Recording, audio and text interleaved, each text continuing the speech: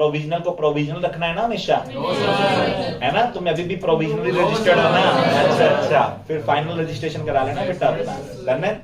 Okay, तो do final filing after adoption और within 30 days from the adjourn meeting, within 30 days of the adjourn annual general meeting. OPC में time limit 30 days की बजाय 180 days है, but बच्चे लिख के आते हैं 180 days from the conclusion of AGM. भाई क्या करोगे तुम, पागल हो गए क्या? ठीक है ना बेटा, 180 days कहां से लेने? फ्रॉम द एंड ऑफ, क्योंकि ओपीसी में एजीएम नहीं होती, क्योंकि ओपीसी में वो घर से लिख लाता है, उसको डिम्ड कर लेते हैं, एजीएम हो गया, इस वजह से ये किया है। सितंबर का ही मंथ आएगा यहाँ पर, बाकी कंपनी में फाइलिंग अक्टूबर के मंथ में होगी, क्योंकि 30 सितंबर तक या सितंबर के मंथ में एजीएम होगी। 30 days और मिलेंगे तुम्हें, है ना? 30 days और मिलेंगे, तो फाइलिंग अक्टूबर के मंथ में। ऑफिस में फाइलिंग देख लो कौन से मंथ में होने वाली है, सितंबर। तो ऑफिस को एक टाइप से कोई रिलैक्सेशन नहीं मिला, उल्टा 1 महीना पहले फाइलिंग होगी यहाँ पर, ठीक है ना बेटा? और लगभग 29 सितंबर निकल के आएगी, 180 दिन के हिसाब से कुछ ऐसा डेट निकलेगा। तो 180 days है ये 6 month नहीं है, ध्यान रखना। डन है? तो आपको 180 दिन काउंट करने आते हैं ना, बिल ऑफ एक्सचेंज में किया होगा आपने, डन है बेटा? कर लेना काम।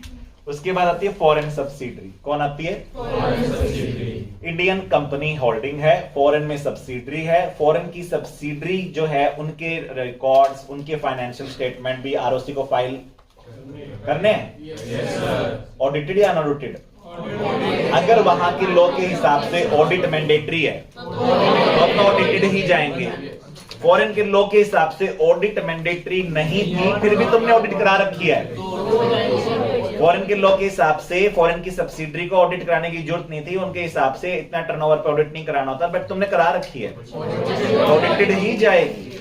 रिलैक्सेशन तभी मिलेगा जब आपके फॉरेन के लॉ में ऑडिट मैंडेटरी नहीं था और आपने ऑडिट कराई भी, तभी unaudited financial statement of that foreign subsidiary must be filed with ROC in proper English language, है ना? और not in English language, then translated copy in English language must be filed by company. और ये ROC की जिम्मेदारी नहीं कि वो ट्रांसलेट करेगा, तुम ट्रांसलेट करके दोगे उसे। डन है?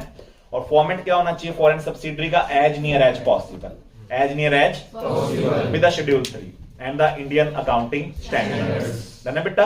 And if not then give reasons, if not then give reasons why you have not following Indian rules, जबकि पेरेंट कंपनी इंडिया की है, जबकि पेरेंट कंपनी कंसोलिडेशन ढंग से होएगा कैसे? उसमें अलग फॉर्मेट में बना रखे हैं, इसमें अलग फॉर्मेट में, कंसोलिडेशन होएगा कैसे ढंग से?